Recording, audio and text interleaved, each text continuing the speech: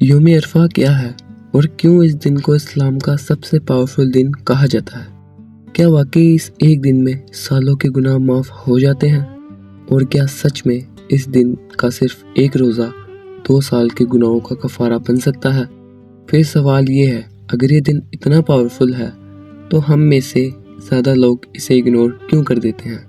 یہ صرف ایک دن نہیں ہے، یہ وہ لمحہ ہے جہاں زمین اور آسمان کے درمیان رحمت کا رستہ کھل جاتا ہے۔ اللہ تعالیٰ نے قرآن میں ان دنوں کی قسم اٹھائی ہے۔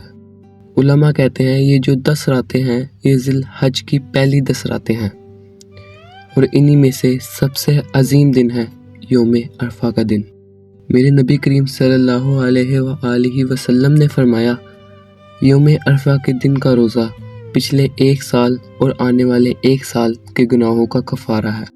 سوچو، صرف ایک دن اور 2 سال کے گناہ معاف۔ اور ایک اور روایت میں آتا ہے، اس دن اللہ سب سے زیادہ لوگوں کو جہنم سے آزاد کرتا ہے۔ اللہ فرشتوں کے سامنے فخر سے کہتا ہے، دیکھو میرے بندے دور دور سے آئے ہیں صرف میری رحمت کے لیے۔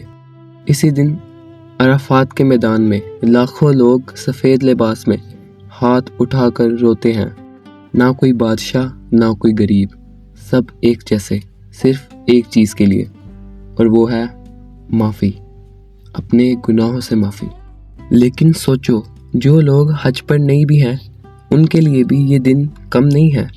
ان کا روزہ، ان کی دعا، ان کا اخلاص، ان کی عبادت انہیں بھی اسی رحمت کا حصہ بنا سکتی ہے۔ شاید تمہیں اندازہ بھی نہیں کہ یہ دن تمہاری زندگی کا سب سے بڑا ٹرننگ پوائنٹ بن سکتا ہے۔ تو اب سوال یہ نہیں ہے کہ یوم عرفہ کیا ہے، اب سوال یہ ہے کہ جب یہ دن آئے تو تم کہاں کھڑے ہوگے، گناہوں میں یا اللہ کے سامنے؟ ایک آنسو بھی گر جائے اگر عرفہ کے دن تو سالوں کے بوجھ ہلکے ہو جاتے ہیں۔